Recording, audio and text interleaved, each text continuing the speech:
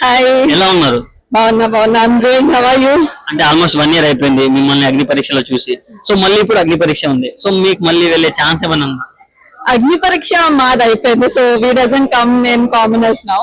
So I think you need new faces again. So మళ్ళీ అగ్ని పరీక్ష 2 లో కొత్త వాళ్ళు వస్తాయి. It would be better to see and I want new talents to come out there. Yeah. After Agni Pariksha me journey ఎలా ఉంది?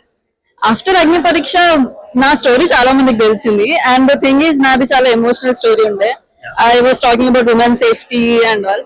So నాకు చాలా మంది అమ్మాయిలు ఓపెన్ అప్ అయ్యి నా దగ్గరికి వచ్చి, అక్క నా స్టోరీ ఇది ఉండే, నేను నా ఫ్యామిలీతో షేర్ చేసుకోలేదు, I'm like trusting you with this అని నా దగ్గరికి వచ్చి చాలా మంది చెప్తే ఐ ఫెల్ట్ లైక్ ఆ షో ఏమైతే జరిగిందో మొత్తం పక్కకు పెట్టినా I earn so much of trust from women.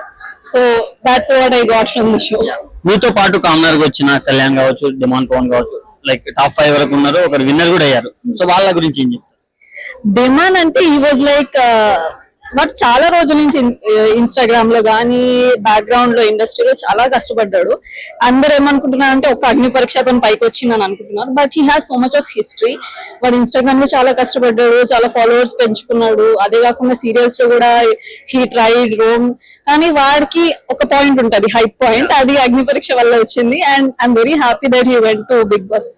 And Bigg Boss లో కూడా హీ వాజ్ వెరీ, అంటే ఫస్ట్ లో కొంచెం ఓపెన్ కాలేదు, ఎందుకంటే మేము చూసిన మేము తొందరగా చూడలేదు స్క్రీన్ మీద. But by the end of it అలా వెళ్తుంటే వాడు ఓపెన్ అప్ అయ్యాడు. So I felt good about it. And Kalyan అంటే హీఈస్ లైక్ చాలా మొహమాటం, లోపల అసలు మాట్లాడాడు అనుకున్నాం. మా అగ్ని పరీక్షలోనే వాడు మాట్లాడలేదు. బట్ నార్మల్ గా పక్కకు కూర్చుంటే is very ground to earth. కానీ వాడు నార్మల్ గా ఇట్లా స్టేజ్ మీద is like very silent.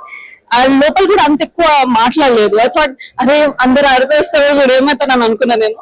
But is a very good person and I was very happy. Like literally నేను ఆన్ ఫింగర్స్ ఉండేవాడు విన్ అవ్వాలని.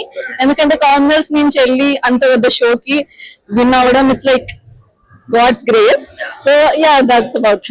బంగారం సాంగ్ గురించి ఏం చెప్తారు?